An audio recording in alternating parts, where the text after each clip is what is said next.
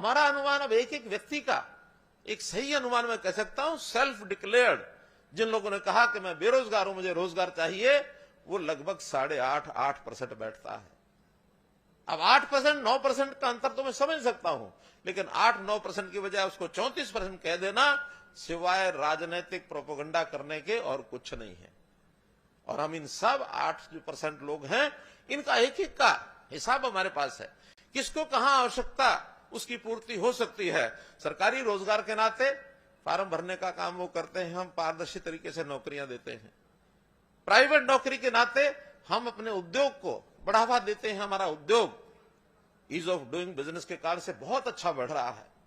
उस नाते से हमने पिछले 9 साल में, 9.5 साल में 30 लाख लोगों को रोजगार देने के अवसर उपलब्ध कराए हैं। इसी प्रकार आज भी किसी को स्किल डेवलपमेंट के नाते, हुनर विकास के नाते अपना स्वयं का रोजगार करना है, उसके लिए बैंक से लोन लेकर के देते हैं ताकि कोई अपना रोजगार करे।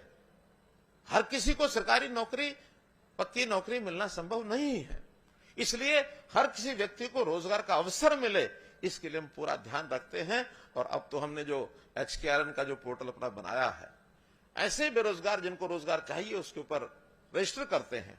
हम उसमें भी पारदर्शिता बरते हुए हैं कि जिनकी उसमें योग्यता या जो उनकी रैंकिंग, एक अंतर जरूर रखा है इसके अंदर, जो उसमें गरीब परिवार के लोग हैं उनकी रैंकिंग ज्यादा दी गई है परिवार की आय के हिसाब से।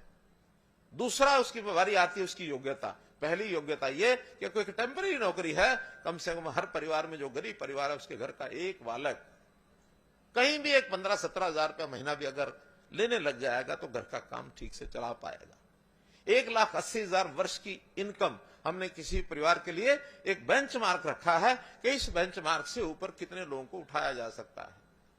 तो ये सब सिस्टम हम व्यवस्था परिवर्तन के अपने इस टेक्नोलॉजी के माध्यम से, IT के माध्यम से ये कर रहे हैं। और इसमें समाज से भी हमेशा मैंने कहा, इसके अंदर जितना सहयोग समाज की ओर से होगा उतना ही हम और आगे बढ़ेंगे। जहां तक इंफ्रास्ट्रक्चर का विषय है, अब हम जो कभी भेदभाव रीजनल, क्षेत्रवाद के हिसाब से किया जाता था, पहले एक हाइपर रीजनलिज्म का बोलबाला था, उसको मैंने समाप्त किया है। जैसा मैंने पहले बताया कि पूरे हरियाणा में एक जैसा विकास हम कर रहे हैं। हमने इसके नाते से अगर एक आंकड़ा मैं देना चाहता हूं कि पिछले 10 वर्ष के अंदर हमने 33,000 किलोमीटर लंबी सड़कों का सुधार और लगभग 7,000 किलोमीटर सड़कों का नया निर्माण, ये 40,000 किलोमीटर का एक आंकड़ा, ये हर जिले के हिसाब से हम देखते हैं। अब अगला एकमात्र एयरपोर्ट जो अपना बनने वाला है वो हिसार का एयरपोर्ट बनने वाला है। तो जो हिसार का एयरपोर्ट जैसे आगे बढ़ रहा है, वैसे हिसार और इसके आसपास अब लोगों की नजरें ये आ गई हैं। हमारे पास बहुत बड़ी डिमांड आ गई है कि हिसार के आसपास आप हमको जमीन उपलब्ध कराइए और हम बड़े इंडस्ट्रियल कोई जो प्रोजेक्ट्स हैं वो लाने के लिए तैयार हैं।